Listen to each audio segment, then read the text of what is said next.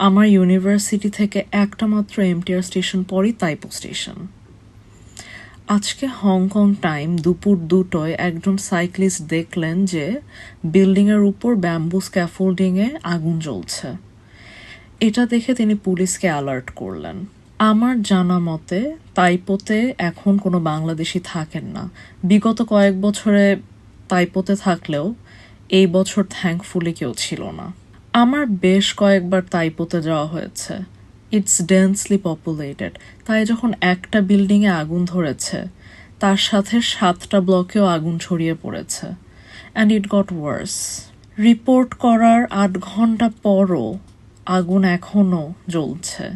13 জনের মতো মারা গেছেন, একজন ফায়ার ফাইটারও মারা গেছেন, আর অসংখ্য জন ক্রিটিক্যালি ইনজুর্ড অ্যান্ড ট্র্যাপড।